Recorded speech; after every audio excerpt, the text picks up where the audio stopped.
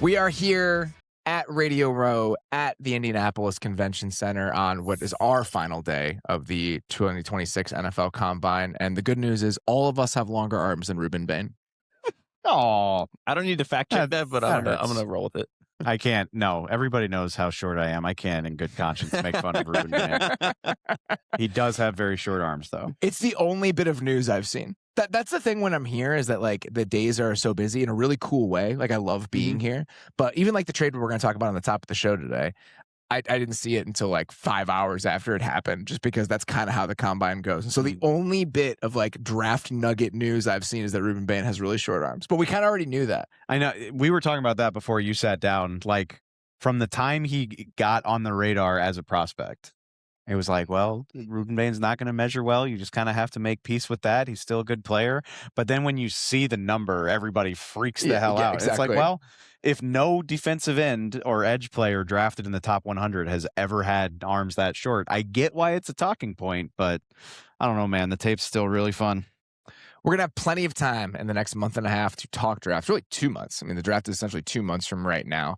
We're going to spend today kind of doing what we've done the last couple years on the final show from Combine Week. We're just going to discuss what the news was around the NFL over the last few days. Some of this is going to be nuggets from press conferences. Some of this is going to be things that people have reported about markets for certain players. Again, we've got a trade to talk about. So we're going to spend the next hour or so scooping up all of the things that have kind of come out over the last few days. And let's begin, Derek, with the trade that happened today. This is a fun one. There's a lot of layers to this. It's kind of like player for player trades are consistently my favorite thing that happens in the NFL because I always find them so compelling. This is another one where it's kind of a throwaway deal, but I actually think there's a lot to chew on here. Jermaine Johnson goes from the New York Jets to the Tennessee Titans. The Jets get back T'Vondre Sweat in that trade. Your initial thoughts about this? I don't think it's a throwaway deal because this very clearly says that, like, Robert Saleh has full control of what's going on with the defense, which we probably all assumed that was going to be the case, right? And so I think him getting a player that had been effective under Saleh previously and actually had played some of his best ball like back in 2023, and I thought was finally ascending into the player he was supposed to be as like a second-round pick, obviously gets hurt. That kind of starts to ruin some of that. And so I'm pretty interested in what that looks like. My conflicting thought on it is, like, I understand that Saleh's style of defense doesn't really employ these 330-pound nose guards. They don't really care for that.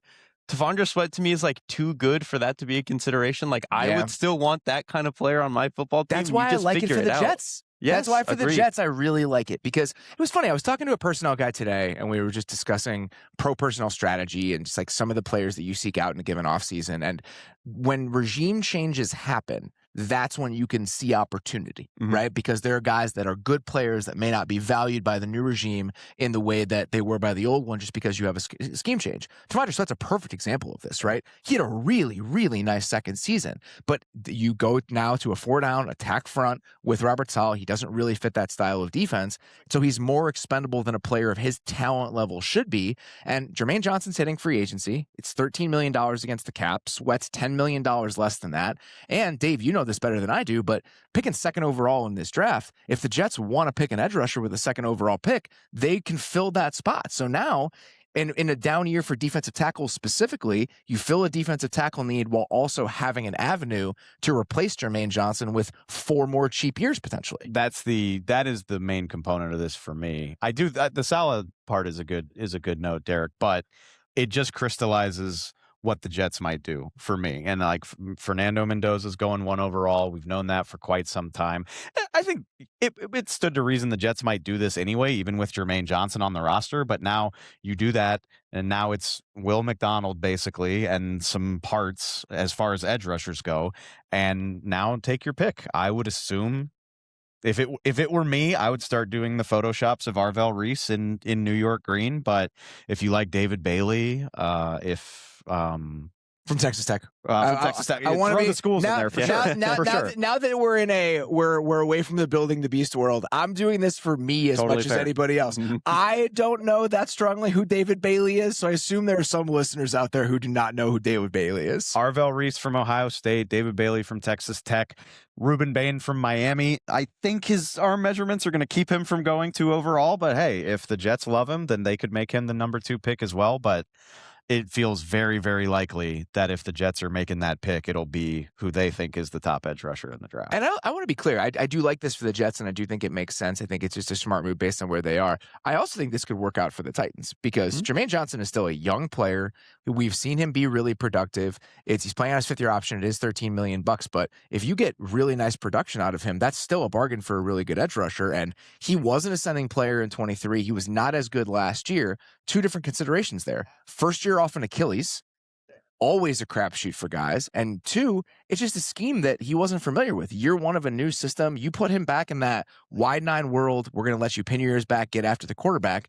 And edge rusher was a massive need for the Titans. Just a massive, massive need. It was a massive need just based off last year. And they're losing some of the guys that they had last year, like Arden Key, Jahad Ward. And those were all guys that really wouldn't have even made sense to bring back based on the defense anyway. So like other than the guy they drafted last year, they need bodies and bodies and bodies at edge. Couple more things, bits of news for the Titans. They released Lloyd Cushenberry and Xavier Woods on Wednesday, frees up about $8 million in cap space. This is a team that, even with Jermaine Johnson on the books, still has like $90 million in effective cap space, which is another reason I like that trade for the Titans, because the cap space has to go somewhere. There aren't that many edge rushers in free agency that you'd want to pay $13 million a year. So using that money on Jermaine Johnson and making a trade would be the reason you find a guy like that, I think makes sense.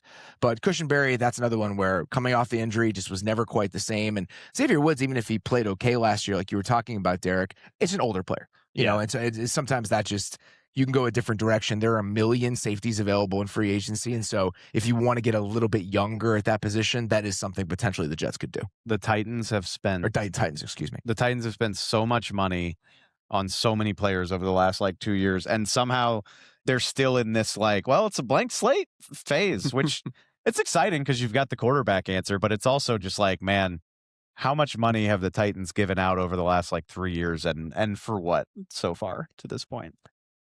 I still support a good chunk of it, because I think that I was so firmly in favor of what they did, even like before they got Cam, when it was with Will Levis. It's like, okay, how are you supposed to evaluate any of this stuff without some sort of infrastructure in place? Right. So I don't say that to be mean to the Titans, really. It's just, it's funny that we're still here. Like, they're still in this phase of team building, even though they've been spending a lot of money to try to get out of it. That's always fun when you try to solve all these problems and then you solve none of them and you have to do it all over again. The other bit of news I wanted to hit at the top of the show today, Malik Willis and just the Malik Willis sweepstakes and what that might look like here in the early part of free agency. Jordan Schultz reported earlier this week that looks like Malik Willis is going to be getting upwards of $30 million a year. We'll see about that. But I think that the overall, and it's beyond just one report. John Eric Sullivan, who's the new GM of the Dolphins, at his, I think it was on Pro Football Talk or even during his media availability this week, quote was, any team that is potentially in a needy quarterback situation, if they tell you they're not talking about Malik Willis, that would be a lie. So there obviously is going to be a market for his services. And Derek, not to take away from Malik Willis, who I think all of us, when we watched him play in the back half of last year, you watch him in that Chicago game, you watch him in the Ravens game, I think the logical conclusion for a lot of folks was, this is a starting quarterback in the NFL. He deserves an opportunity to do that. So not to diminish that, because I do think that's true. At the same time, the idea that there is this rabid market for Malik Willis, I think says as much about the other avenues and options at quarterback this spring as it does about the viability of Malik Willis. The $30 million says more about the desperation than it does about Malik Willis. Like this, to me, what Malik Willis has shown, where it's a half dozen of pretty exciting games. You really like the tools. He's still young.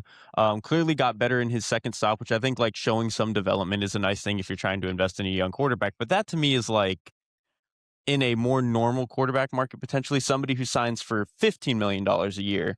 And it's like kind of still a competition. You're not really necessarily committing to him, but this is going to be an amount of money that if you bring him in, like that is your starting quarterback and you don't have any other options.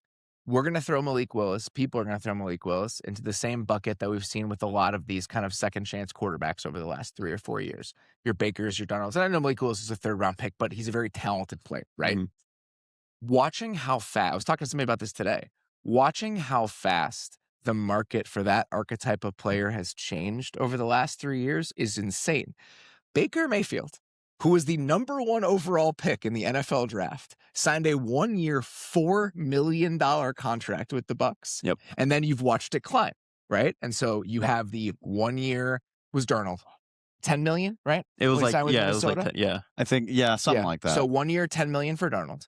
Last year, it's 1 year, 15 for Daniel Jones. But even the Justin Fields thing, Justin Fields being at 20, I think is a direct reflection of it working with Darnold. And now, because it has worked again with some of these guys, Daniel Jones, Darnold again, now the second chance quarterback contract market is $30 million a year. So the fact that it's been, and I know there's nuances and differences in the situations, but essentially we're 8xing what the comeback quarterback market was from 3 years ago is incredible.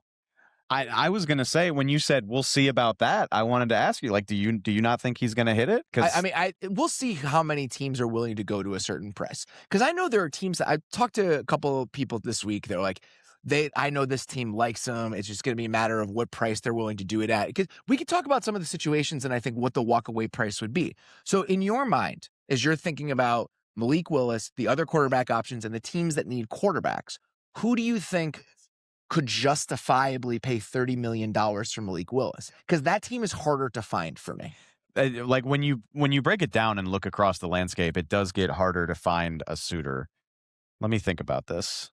That's Miami, the thing, right? For that amount of money. And if I'm going to go into that tier of spending that amount of money, I would rather pursue Kyler Murray. And I know that it'll be a little bit more expensive, but there's so much more proof of concept that is a good NFL player than there is with Malik Willis. And maybe Malik Willis is a really good NFL quarterback, but at least with Kyler Murray, like, we have seen it before. And Murray is more akin to the Sam Darnolds, the Baker Mayfields, where it's like extremely talented, top 5 pick, maybe just had some sort of falling out with his team, maybe had some sort of injury that kind of stumbled him a little bit. Now maybe he can revive it. That's not even really what Malik Willis is. Like, it's such a different thing. Here's my concern with this. So the 3 teams that I listed out, like, that I think you could look at and be like, all right, I can understand why they would be involved in Malik Willis. Jets, Cardinals, Browns. Okay. Okay. And I was going to say Cardinals for sure. And then the other, obviously, Miami has explicitly said that we might be interested, but here's the Miami problem. It's a money issue, right? Like, is Miami going to have the financial flexibility to sign a guy to a $30 million a year deal? The other 3 teams can, right? Like, the Cardinals can find the money. The Jets obviously have the money. And if you look at the Browns situation, my assumption is they're going to restructure Watson's deal. They can restructure Denzel Ward's deal. They could have upwards of like $40-ish million this year. And I think they'll probably be fine pushing money into future years because right now they have like $100 million in 2027 space. And so if they want to free it up and spend, they can. When you're spending $30 million on Malik Willis, though, for the Jets, the Cardinals, and the Browns, that my problem with that sort of price tag is if it's 1 year, if it's 15 a year and it doesn't work out, you move on next year, You're back in the quarterback market. If you're spending $30 million a year, you're likely devoting an amount of resources and eating enough into your 2027 cap where if you are one of the worst teams in the league and you're picking in the top 5, now you're stealing 1 year of the rookie quarterback contract window if you have to draft one. And I'm not sure how I feel about that overall calculus if I'm one of these teams. To go back to your point about the second chance quarterback market changing, these used to be 1 year flyers. Yes. And I feel like now, at least in the case of Malik Willis, this has to be like a 2-year commitment to see if he can be your guy. But I would argue we don't have to get too deep into it because we did it like last week. But if you were to trade for Kyler Murray, that's a 2-year commitment probably before you can get away from Kyler Murray. Because the guarantees that will click into place with his deal early in the league year, it is a 2-year commitment. So what's the difference? Other than I guess you have more proof of concept that Kyler Murray is a pretty good NFL I've seen him be good. Yes. Let me play devil's advocate. You've also seen where the limitations of Kyler Murray are, and you can maybe talk yourself into Malik Willis not having those same limitations. I disagree. The limitations in the bottom end of Kyler Murray is as good or better than anything Malik Willis has shown so far. Like so I just like I would rather your Kyler Murray love is still in there. He's still in there. Not one to let it go. I'm not going to let it go. He's a perfectly fine NFL quarterback. And I don't want to get too bogged down in this because I think that we've seen teams dead money is not necessarily a roadblock to moving on. Like let's play this out hypothetically. Let's just say that in this draft there were 2 quarterbacks and the Jets were picking second overall. Justin Fields is this year's version of Malik Willis when you look at the numbers. It was 2 for 40 last year. A good 30 of that was guaranteed. If the Jets were to cut Justin Fields this year, it'd be $22 million in dead money. If they were picking second overall and there was a worthwhile quarterback there, you walk away from that $22 million and you never think about it. Mm-hmm. So maybe that's going to be the same situation for a team if Malik Willis doesn't work out. But when that number starts creeping up and up and up, there is a consideration there. Like, there is an anvil financially that you'd have to deal with if this doesn't work out. Mm-hmm. Is there a team that you would like to see Malik Willis land with of the ones that I mentioned? Of the ones that you mentioned, I just think it's probably cleanest for the Cardinals. Like, if you can move on from Kyler Murray, you have things in place there. You got a left tackle that you feel pretty good about. Trey McBride's the man. We'll see what happens with Marvin Harrison Jr. But like, there's infrastructure there, and so I think it's just like, to be honest with you, it's hard for me to get excited about. And maybe this is like off base because it's always easier to clean up finances than I think we give it credit for. It's hard for me to get excited about the Dolphins knowing what Tua's money is going to do to them. I mean, it's really hard to figure out what that's going to look like, because I just don't. With the Cardinals, are in a spot where I'm looking at the numbers right now as you're talking. If they have to be so motivated to trade him. If they trade him before June 1st to Arizona, it's $18 million in dead money. They save 34 against the cap. Even if they cut him post June 1st, it's $47 million in dead money. They only get $5 million against the cap. And if they cut him before June 1, it's a disaster. And so the hope has to be that, because in the musical chairs quarterback situation this offseason, there aren't that many attractive options, a team is willing to throw you a 6 for Kyler Murray and just say, you know what, we're willing to live with the fact that it's kind of a quagmire financially. Mm-hmm. If you're Arizona. With the Dolphins, there's no good solution. It's like, because no one's trading for that contract. I think, and that's, I think the Cardinals are the closest of the teams that have a very obvious quarterback need. I think the Cardinals are closest to being a compelling team. Okay. Like, they have the least amount of work to do. And you put Malik Willis into that situation with a top 5, picking top 5 in this year's draft all the way through. I could get pretty excited about that. That's a pretty easy sell for me, especially if that includes a trade, Kyler going somewhere else, and you sort of not only tidy that up, but free up the money, hopefully, that would come along with it. And is there a tackle that's worth taking at 3 if you're Arizona? Offensive? Yeah. Worth? I don't know about worth. Like, there's a guy there are guys you could draft. I think the name that I would say is Spencer Fano out of Utah. You'll see a lot of people talk about him. I think Mel Kiper or one of the big draft experts had him going in the top 5. Like, that's perfectly justifiable. It's not. He's not that caliber of offensive tackle where it's like slam dunk, we feel amazing about this. I think you'd probably feel a little disappointed about the value that you're getting there, but that's the story of this draft class. Yeah. Like, it is not this blue chip filled top 10, and so take the best offensive tackle in the class. I don't think that would be the end of the world at all. So let's just play this out one step further, because I'm curious how you'd feel about this. Let's say Malik Willis lands in Arizona. They manage to trade Kyler Murray. They've got, with a couple more cuts, $90-ish million in cap space to play with. They draft a tackle in the top 10. They desperately need a right tackle. Jonah Williams is a free agent. Kelvin Beachum is 58 years old. They still have Yelta Froholt. We have 2 guard needs. It's a good free agent class at guard. They'll have the money. Let's say they add 2 new starters at guard. Froholt, Paris Johnson, right tackle, pass catchers, Malik Willis, Mike LaFleur. You're selling me. I can start to buy it. I'll watch it. I'm not upset about that. Same as last year. It is all dependent on, like, how good can we make Marvin Harrison Jr.? Like, how good can we get him up to speed? And, does like, that matter less because way? Michael Wilson is Randy Moss? Maybe. I do think the Michael Wilson thing is interesting, because when he became Randy Moss, they used him like Randy Moss, where it's like, you're going to be our downfield guy. You're going to be running outside the numbers. You're going to be our deep contested guy, which they obviously wanted Marvin Harrison Jr. to be. But if the new staff comes in and is like, listen, Michael Wilson is clearly better at this, we're going to use him for that. Marvin Harrison Jr. is going to be kind of our Z adjuster, an oversized version of that. And that's just how we're going to run the offense. I can start to buy it a little bit. Man, I cannot believe it's February 26th and I'm starting to talk myself into the Arizona Cardinals again. Listen, embrace it. Every now and then a team disappoints us, but is not actually as bad as they looked. And I do think the Cardinals are kind of that That's undeniably team. true. I like that. There's always a team I like that take. I was talking to somebody yesterday. They could no longer call up guys from the practice squad because they had exhausted the amount of roster spots they used over the course of the year. That's how injured the team was last bad. year. I mean, it's that, and it's important to remember that. Like, this was a team that absolutely were they disappointing 100%. They bottomed out in large part because they suffered a rash of injuries that you just the level to which you do not typically see in the NFL. This is a little bit off topic, but I was thinking about this the other day. Remember the Thursday night Seahawks-Cardinals game? I do. Yep. Just a fantastic Thursday night game. And like the Seahawks won and they looked good, but I would have never guessed that was going to be a team that dominated the Super Bowl. Or the Cardinals would bottom out. Or that the Cardinals would be one of the worst teams in the league. Like, it's crazy how much things change. Jumping off the Malik Willis stuff into the rest of the quarterback carousel here. We've talked a little bit about Kyler. Obviously, we talked to Alec Lewis this week about the Viking situation and where Kyler might land. It sounds, based on a lot of the rumblings, that Minnesota is not going to be that assertive in the other quarterback option they bring in. That it's going to be something where they kind of wave at the idea of competition, but in reality, there's a chance they roll with J.J. McCarthy again.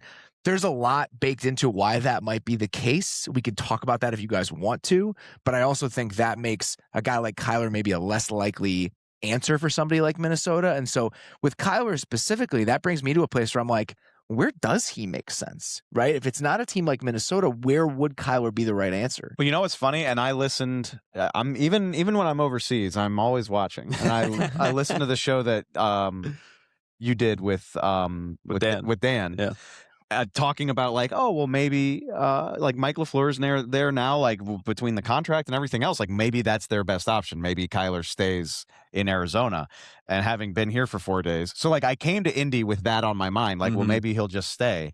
And after 4 days here, I'm just like, it's become evident that's not the case. I don't think that's happening, man. So my answer to that 3 days ago would have been maybe the boring reality is he just stays a Cardinal, but that doesn't sound realistic. And if that's not the case, I really don't know the answer. I mean, I would love to throw out Pittsburgh, but everybody's just resigned to that being Aaron Rodgers. Maybe that's not true, but that's how it feels. It's kind of weird. I mean, I'm looking at the quarterback depth charts right now. Like, if you're trying to find a dance partner that makes a lot of sense, I really don't know who it would be. I don't know who it's, because the Browns, it's going to be really difficult. And I also just wouldn't want to see Kyler Murray in a spot where like they have to refill literally all 5 starting offensive line spots. Like that just seems like a waste of everybody's time. And then the Jets almost are they probably make sense in terms of like who needs a quarterback, who has the money and resources to do it. They make a lot of sense.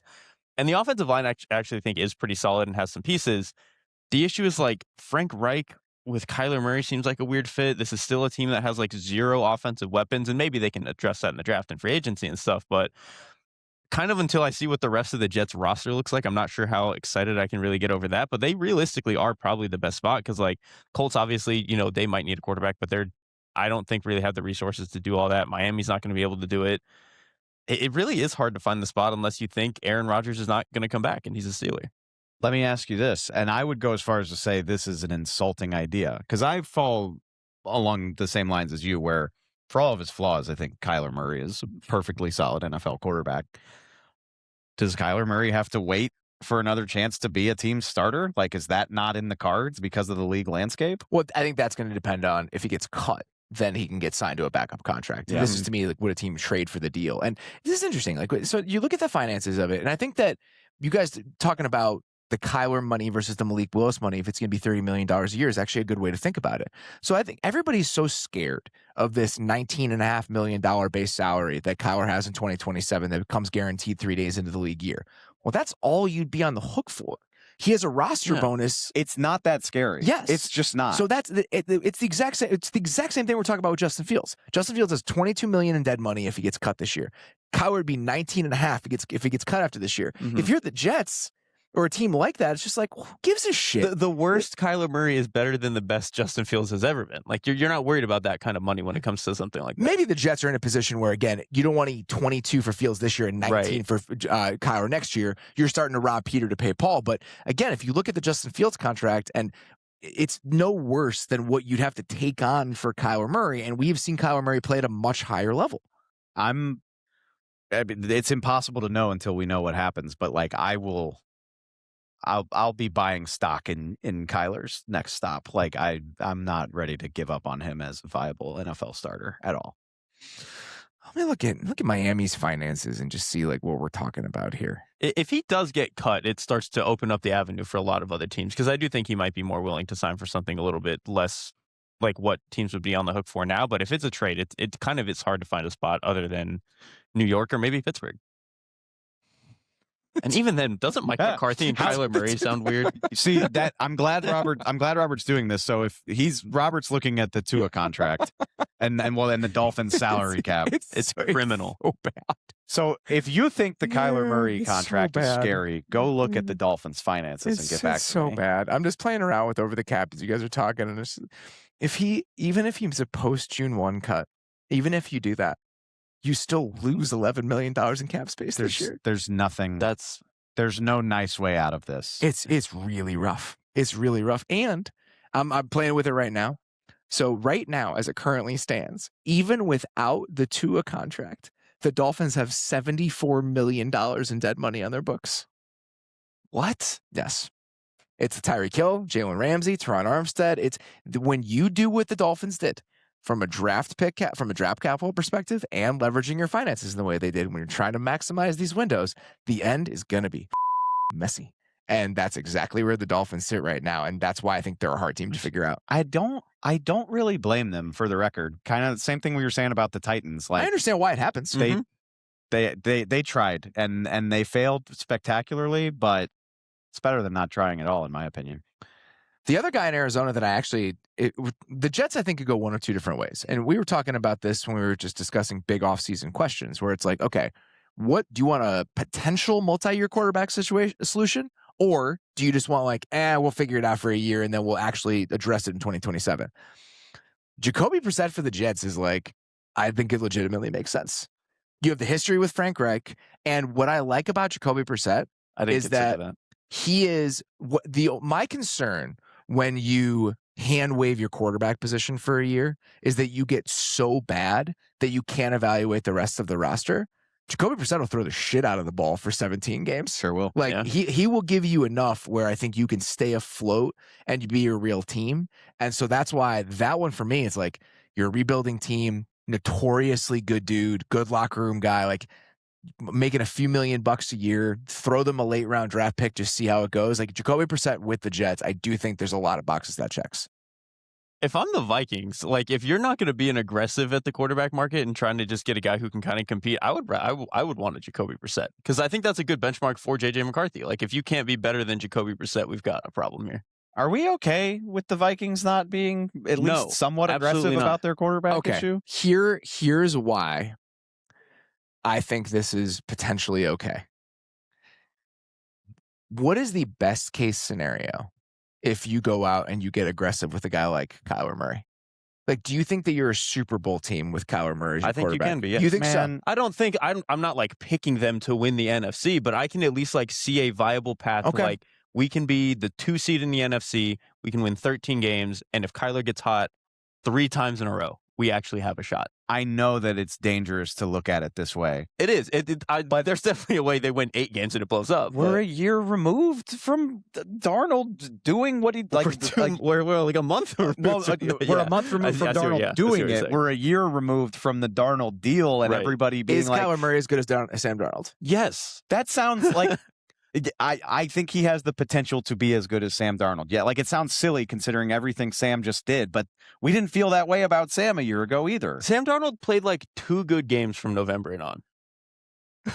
Played the game of his life. He played the game of his life in the NFC title game, to be fair. But that's kind of the point, is that a quarterback of this caliber, if he can just get hot at the right time, the rest of the Vikings roster right now is good enough for that. If Sam Darnold is worth taking that chance on, and it's obviously a little bit different because Sam was a free agent and you don't have to potentially trade for him, but I'll take that chance on Kyler Murray too. Absolutely. I think it could be similarly rewarding, especially on a team that's already got a really nice roster. I would feel worse. It's a good argument. I'll hear that argument. I would feel worse having this roster and not giving ourselves the best chance. Even if it blows up and we nuke ourselves in 2 years, I would feel really bad about not giving this roster the best chance. Hoping that it's better than awful, again, it just doesn't sit right with me.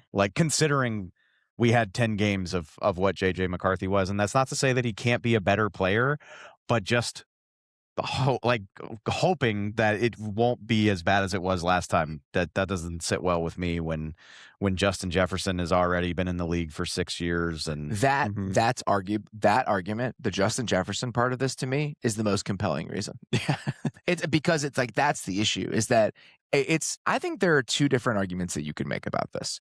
I think that trying to scramble to get the most out of this aging roster and saying like we have to do everything we can to make sure 2026 is maximized because the rest of the roster is aging. I think you can make mistakes thinking that way. Yes. But at the same time, I think that rolling with the exact same, if you roll with JJ again and it's the same sort of issues again, what that does to a Justin Jefferson, the erosion that happens like with the culture and everything else in the building, that to me is, even if it can be misguided to have that level of urgency to maximize this year, the downside of allowing it to play out again and having this further rot with everything else, I think that's also real. You're damned if you do, damned if you don't. Like, right. That's the problem here. That is the thing. Like, there's more likely than not, neither of these options work out for them being like a serious Super Bowl contender. But like, to me, like at least going after a guy like Kyler Murray, not running it back with JJ McCarthy, it like replenishes the buy-in, if that makes sense. And I think that is kind of important, especially when Kevin O'Connell's been there a long time. Like at this point in like a coach's tenure, that you kind of need to find ways to be able to do that, unless you already have the elite quarterback there to kind of facilitate that. And they obviously don't. And so I think this is kind of a good way to do that. I have one more suggestion for you. Let's hear it. Anthony Richardson. Oh, I'm willing to listen. Because as of yesterday, his reports, both sides have come to a place where they're going to allow him to seek a trade. And so I don't know. Is that actually the most exciting, compelling option for the Vikings? Do you need me to pull up the clip of Kevin O'Connell telling Anthony Richardson to remember that he's a bad MFer? No, it's funny because I was not bought in on Anthony Richardson, the prospect, because of the small amount of games and the inconsistency, and I thought that all got carried away. But once you're here and the price to acquire him is not going to be high, and again, if it's an accomplished offensive head coach like Kevin O'Connell with a roster that can put him in good positions, I don't want to get too far out ahead of myself, but like, even if I didn't love him as a prospect, that's very intriguing to me. The flip side of that, though, is, and I mean, Anthony Richardson is so freakishly talented, but like, isn't that what you have already? You're like, oh, this guy's talented and could be good, but he hasn't shown it yet. I mean, we already got him on the roster. So. I will say it makes the competition more interesting to me than with a veteran, because this is like a true like even terms competition where it's two young guys who've not played a lot of football together. They're both kind of talented, have never put it together, have often been injured. And I think it would be fun to like see which of those two kind of comes out on top. My thing with Anthony Richardson, everyone with the draft and with the Rams having an extra first-round pick are like, oh, they're going to spend it on the quarterback. They need these contingency plans. Why not trade for an Anthony Richardson? Yeah. I'm kind of into that one. Like, that's where I'm looking at it from. That's actually, I actually do like that. Like, they're in a position where if they just want to, like, take the dice roll. Yeah, and if he sucks, he sucks. Who cares? A couple other quarterback names to throw out. Mac Jones, just based on everybody I've talked to this week, is just like, it's going to be too pricey to get Mac Jones out of San Francisco. Really? And it sounds like we're talking like a second-round pick and change because of how cheap he is. Mm-hmm. And I think that's part of it, is that like when you the combination of young and cost-controlled is just his price is going to be at a place where I don't know if teams are going to be willing to pay it, even if they're desperate. In the Mac Jones mold, like, well, how many years ago was it where like everyone was like, how many Kirks are you? Remember like that version of quarterback discourse? Mac Jones is like somewhere on the Kirk timeline. And so Kirk also released. Where Kirk ends up, again, we just talked about, is there a landing spot for Kyler Murray? Like, does Kirk want to go to Cleveland? I sincerely doubt that. Like, as it currently stands, if you look at it, it's not going to be Minnesota, which obviously comes with a million different complications. And that's why I think it might not happen. It kind of seems like Kirk might be destined for like very high end, we're protecting ourselves backup status in this cycle, even if it is a down year. Contender backup. Yes. Right. Like, doesn't that make sense? Yeah. Like Kirk is the type of quarterback the Colts should have tried to have behind Daniel Jones in the back half of last season. I just want to say one more time, it's frustrating for me that I don't want to act like it's this cure-all that would solve your quarterback issues for the next decade, but there are intriguing options out there for the Pittsburgh Steelers, but it doesn't sound like they're interested in any of it. And maybe that's wrong. Maybe we'll see. Maybe they've got more up their sleeve than just reuniting with Aaron Rodgers, but doesn't seem like it. Exactly. And like, that's disappointing to me. If like, you know, you could do things to to upgrade the talent there, get younger, get more talented, give yourself some upside, and it doesn't sound like they're interested. My approach to the Aaron Rodgers and Pittsburgh situation, and Omar Khan came out this week and said there's no deadline, but he doesn't foresee it going as late as it did last year. I'm going to spend no time or energy talking or thinking about this until we have clarity whether it is or isn't Aaron Rodgers. Yes, I think that's fair. If it's not, tell me. If it is, tell me. Until then, I'm not going to spend a single second thinking about it. Especially now that we've already seen what it looks like. At least last year when he was kind of doing this dance, it was like, maybe we'll see what he looks like at a new team. We've already seen what he looks like with the Steelers. I don't really care anymore. Dave, we're at the Combine, so it's time to talk about Dallas Cowboys contract drama. Oh, man. The Cowboys are tagging George Pickens. Jerry did his. Are you happy or sad that you no longer have to do the Jerry Combine gaggle? A little bit of both. It's the only proper response. It's fun and it's a whole spectacle. But where does he do it? So on the bus? Jerry has his bus driven up to Indy, and usually on. Actually, I don't think he's done it yet. For the record. Oh yeah, he hasn't. I don't believe so. He usually will have the bus pull up next to the stadium on Saturday afternoon, and he'll come down from drills and sit on there for 50. How many 60 minutes. Seats are on the bus? The bus can seat. There's a couch. There's a couple of like captain's chairs. It can seat like 7 guys. So it'll be like there's 2 newspapers in Dallas. The team website will be there. John, our guy with The Athletic, will be there as well. So yeah, it's like 7 reporters that get to go on. Well, why it matters less is because let's say for a lot of these teams, right? Like. Just like to peek behind the curtain for people who don't really understand some of this stuff. So a lot of teams will do this where they will have off the record either conversations or even dinners with the local media. And it's hugely valuable because you don't really get that sort of time during the season. There are some teams, Dallas was like this, Jason Garrett used to do this, where he would do an off the record session with reporters like weekly, right? Yeah. And so that's not really normal. So for a lot of press corps, when you go to the Combine, having that hour of off-the-record conversation with the head coach or the general manager is as valuable as anything you're going to do all year. One of the reasons that it's not quite as important with Jerry is he talks every day. Yes. So I was going to say, the scarcity doesn't really matter with Jerry Jones. Jerry hasn't done his annual Combine thing, but we still have quotes from him talking about what he's going to do. That's exactly right. He talks, all right, we don't need to get inside baseball with beat coverage, but when I covered the Cowboys, every time you would come to something like this, other beat writers would inevitably be like, oh, you're so lucky. Your general manager talks all the time and you just have all this content. And I was like, yeah, he talks all the time. It sucks. I want to cover a team where the general manager disappears for 3 months and I can take some vacation. Good Lord. Yeah, he's talking constantly. And that's why I assumed he had already done it, because he came out and told reporters that they're going to restructure all these contracts. Yeah. And so they tagged George Pickens, $28 million. Even after tagging him, what Jerry said was, it sounds like they're going to restructure Dak, they're going to restructure CD, and maybe Tyler Smith.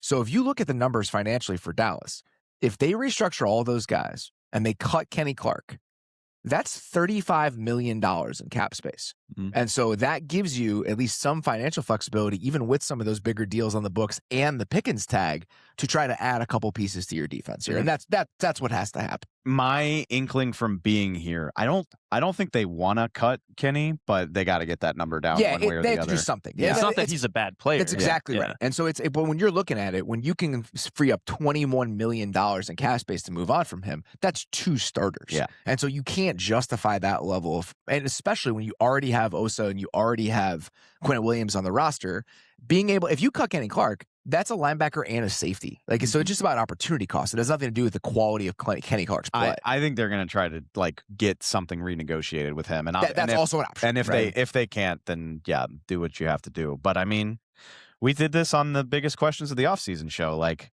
It's all there for the Cowboys. Once you process the Micah Parsons trade, and whether you agree with it or not, what's done is done. The resources are there. They have all the money they could possibly want to do whatever it is they think they need to. They have 2 first-round picks. And I'll just steal your line about not caring what the Steelers do.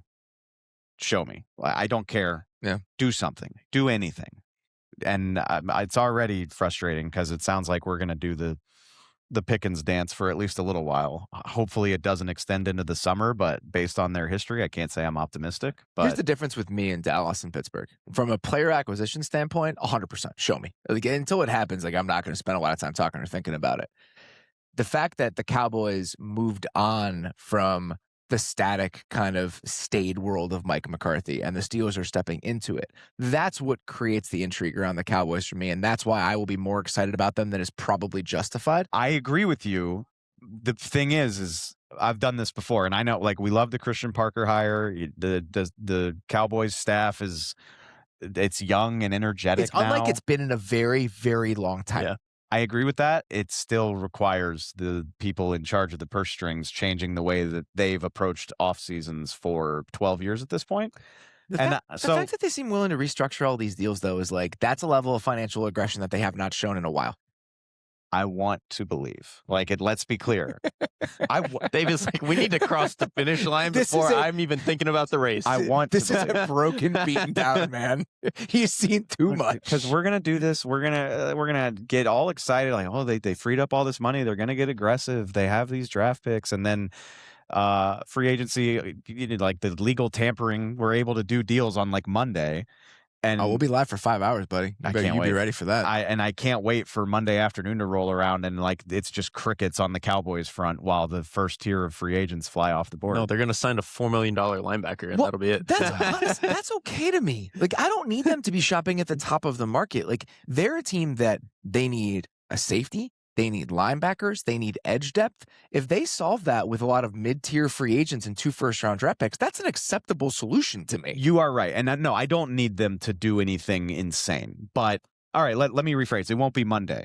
I need them to have done some things by like Wednesday afternoon. Sure, that's fine. Okay, all right. And they don't do that. Yes, they usually that's true. It's May before they roll out of bed stuff. 12 days after free agency starts, and they're like, "All right, we're ready to do some shopping." Start rubbing their hands together. Cool. Can I interest you in a lightly used Kenneth Murray Jr.? One thing I want to float to you guys. I'm just curious how you think about this. Tagging Pickens. Let's just say hypothetically, you get a call from a wide receiver needy team. We'll give you a 1 and a 3 for George Pickens. Do you do that if you're Dallas? How good are the receivers this year? A 1 in this year's draft? Yeah. I'm not.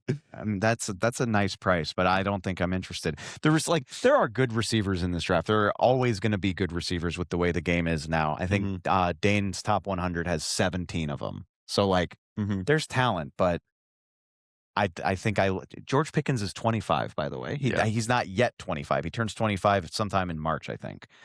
I think I'll just take the 25-year-old who just did what he did. And that's what frustrates me with where the Cowboys currently are. And people have talked about that. I saw there have been like proposed trades of like Max Crosby and a 2 for George Pickens and something a 1. like that. I think is that's maybe even more creative than just another first-round pick thrown onto the pile. The offense was already like one of the best in football. It really was. And to know that you have that, and to know that Dak Prescott is closer to the end of his prime than the beginning at this point, I'd rather try to maximize that window with this collection of talent. You have 2 first-round picks. If you do your job well, and Dallas hasn't been drafting quite as well as their reputation suggests the last like 2 or 3 years, but if they hit on these picks, like you could be cooking with gas really quickly. And I think I'd rather just not get too cute because I was that impressed by what their offense was. All right. So let's do this one. Would you use one of those first-round picks to trade for Max Crosby if it was a first-round pick and change? But I can keep George Pickens. Yes. Yes. If I get to keep Pickens and I'm only giving up one of the ones, yes, I would do that.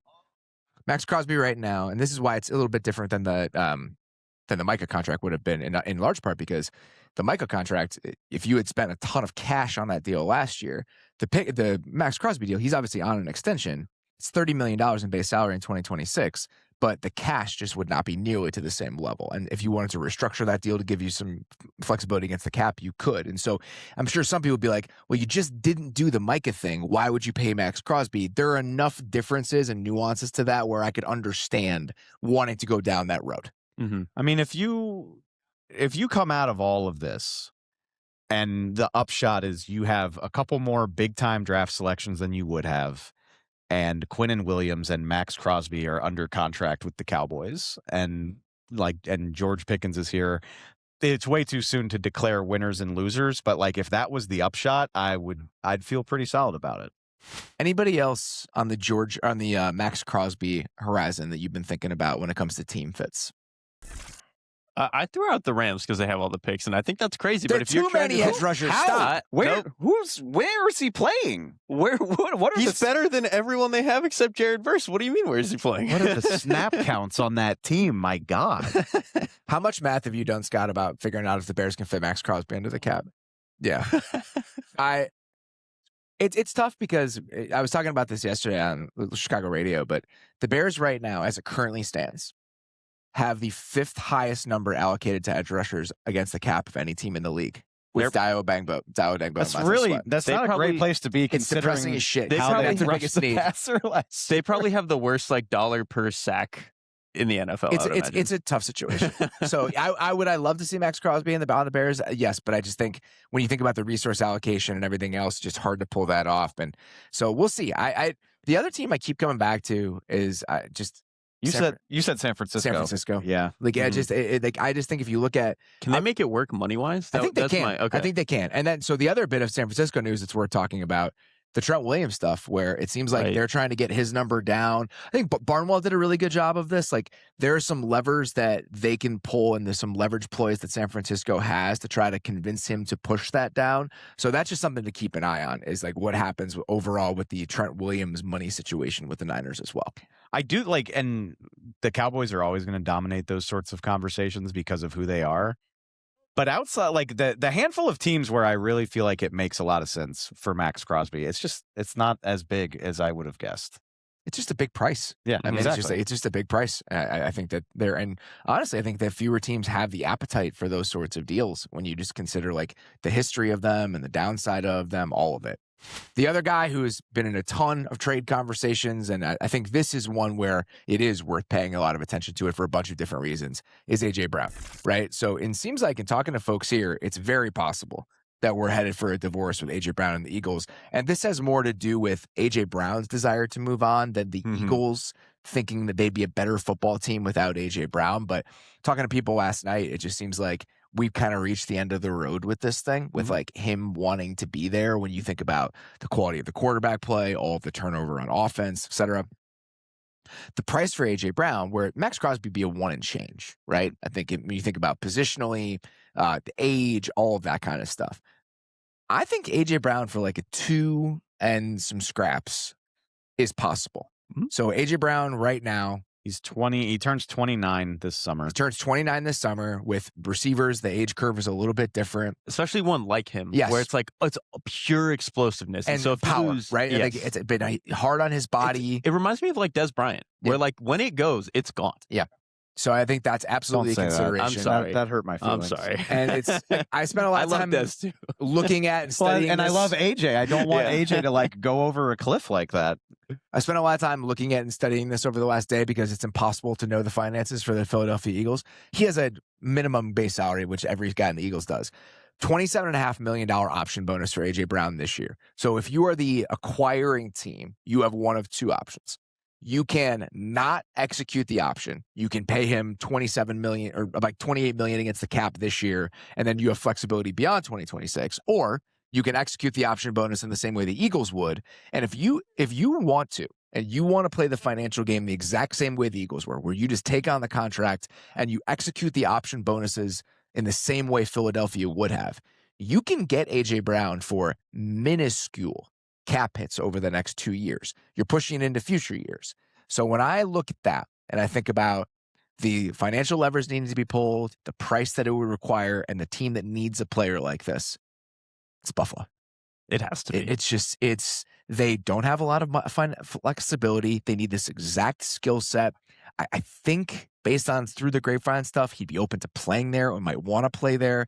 That's the one where on June 2nd, if I'm the Bills, I just think if it's on the table, it's a move that you almost have to make. Do you think, actually, Howie's probably the perfect guy for that. Because typically when you're talking about trades of that magnitude, the team trading the player wants the pick before the draft. But like the Eagles are so good at stockpiling things and getting ahead of things. The money just doesn't make sense. Yeah. Like trading him before June 1st, what the dead money you'd have to take on, it's almost a non-starter. But trading him after June 1, it's absolutely something you could do. I do wonder how that affects the price though. Like two and change makes sense, but if you're not getting them in this year's draft, until the next draft, yeah. Well, 2 and change is what maybe the price you'd have to go up for a normal team. I'm sure that with the Eagles there would be 20 picks involved, and it'll be future years, and it'll be this and it'll be that. But I think when you think about the finances, the price tag, everything else, if the Eagles decide they are going to move on, I still just come back to Buffalo being the team that makes the most sense. Anything else from this week that we have not hit that you guys feel like has been at front of mind for you over the last 72 hours or so? To me, some of the play calling news I think is kind of interesting, just in terms of who's taking it on. Like, I think the Sean Payton giving it up to Davis Webb one is interesting insofar as like Sean Payton has never done that, but it's not that interesting insofar as the only way to keep him on the staff was to basically let him call plays. So it's like, I get how we arrive here. Dave Canales giving it up to Brad Idzik is more interesting to me because I don't think that that's really like a point of contention for, like, I mean, maybe they were worried about Brad Idzik moving on, but I think it's interesting that Canales like even talked about like, I want to be able to do more of the head coaching job and not just call plays, which I totally get. Like, he got the job as a play caller, but I think if you're going to grow in this league and be, do this until you're 55, 60 years old, you probably do want to be able to get better at a little bit of overseeing and things. And so I think it's kind of interesting that he's already wanting to take this step and give it to Idzik, who obviously he was familiar with and worked with in Tampa Bay. And in Seattle. I mean, those guys have known each other forever. They go way, way back, Brad and Dave do. And I think this is something that they were dancing around last year. I think that during the summer, I think that there were some like initial conversations about whether that's something they'd want to eventually explore. They didn't end up doing it last season. I think Idzik called it a little bit during the preseason. And so I think that the wheels were in motion about this a while ago. This is not something that I think they just came to at the end of this season. It's not a snap decision. No, it is not. I think it's something that they had been kicking around back and forth, and they just decided to let Canales call it for this year. But when I saw that, it was not surprising based on just conversations I had when I was there for training camp last year. That's what I would say. It's not a reactionary thing. Okay, yeah, I didn't imagine necessarily to be a reactionary thing, like, oh my God, like we've got to panic and do something. I just found it interesting that usually when the head coach is your play caller, they don't give it up like the offensive guys. Sometimes we've seen more the defensive guys are a little bit more willing to give it up, but the offensive guys are usually like, this is my baby, I'm going to do this. I'm not going to give play this calling up. Is like usually the last thing you do before you get fired, or if you're like trying to keep that from being the next and story. That's why it's interesting, because I don't really imagine that being the case with Dave Canales. No, I don't. Like, you just like scooted into the playoffs in a way that you shouldn't have. It's interesting. I'd be curious to talk to him about this, but it's funny. I was talking to somebody about this today, where obviously the pathway to head coaching opportunities is extremely different when you are a play calling head coach and when you're a non-play calling head coach. So let's just look at this cycle, for example. You had non-play calling offensive coordinators get head coaching jobs. It was the Cardinals job. Right. Mm-hmm. It's just the types of job, and think about the guys who, Todd Monken is in a different sort of situation, right? Todd's a little bit older, all of that. But the other guys who were interviewing for the Browns head coaching job that were finalists for that job, they were offensive assistants who were not play callers. So if you're not a play calling offensive coordinator, you can get head coaching opportunities. You're just getting head coaching opportunities that are probably a rung or two further down than you want them to. And so some head coaches who are play callers, in order to give guys pathways to better head coaching jobs, they're like, hey, you can go be a play caller somewhere else. Mm-hmm. I won't block that. If they're going to give you the opportunity, I'll let you do it. It almost seems like Canales has just done it in-house, where it's like, in order to give you a better opportunity, I'm just going to let you do it here rather than you taking it somewhere else. I don't think that was imminent, but I think that's just kind of a nod to a guy to like maybe give him a better chance as he moves forward in his career. And that was my big takeaway, similarly to the Davis Webb news. Not that it's surprising, but it was just further confirmation of what we were guessing based on how much interest he was getting in the hiring cycle. Because I think like the average NFL fan, I mean, Davis Webb was drafted highly. He's a quarterback. I think people were aware of him, but the amount of interest that he drew, I think, opened a lot of people's eyes. And then for Sean Payton to give him play calling, it just further cements for me, like, okay, this guy, if he's not a rock star yet, he's about to be a rock star. And like, I would imagine I hesitate to compare him to your guy Ben, but like he's going to be that sort of candidate though. Like now, like but that's the only way you become that sort of candidate is if you're calling plays. Absolutely, right? And that's part of it. The allure you build up is different than when you're the play caller. Assuming the Broncos look like they're going to be very good, assuming everything stays on track this season, and Ben obviously had multiple offers and decided to stay in Detroit for the extra year. So over the next year or two, I really feel like Davis Webb is going to have the opportunity to rise to that level of candidate where teams are just throwing the checkbook at him when he's ready to take a head coaching job. The only difference, and there are several differences, but I think the most important difference is the Panthers one, and this is outside looking in, no inside information. That one seems very like clean and amicable. The Broncos one seems messy. That's what makes it. That's what makes it interesting to me. Is like it is great if a head coach wants to do that, but I would have guessed you'd have to pry play calling out of Sean Payton's cold dead hands. And based on my understanding, and this has been reported that he was considering doing it even in season. It seems like he was okay seeding it, but you had to fire an offensive coordinator to get to this place. Yeah. So it just seems like overall the dynamics at play with the Denver situation, again, just a tiny bit messier than what we're talking about with Carolina. All right.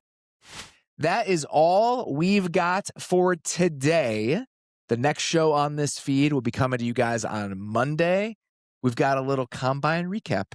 We're doing an early release for Building the Beast next week. I can't wait. Dane has been ping-ponging around this building for the last 4 days, getting hand measurements. He's learning about like which high school guys transferred to.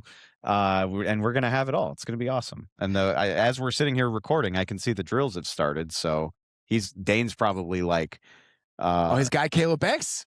Caleb Banks. Oh man. Dane is watching Caleb Banks route around the 40 right now. I was just about to say, salivating. Dane is like somewhere on that 40 line. Wait, this is actually riveting TV. Caleb Banks is the man. All right. So let's see how this goes. 6'6" and a quarter, 327. Caleb Banks, defensive lineman from Florida. False start. Well, this is a terrible podcast. Now we got to cut it off.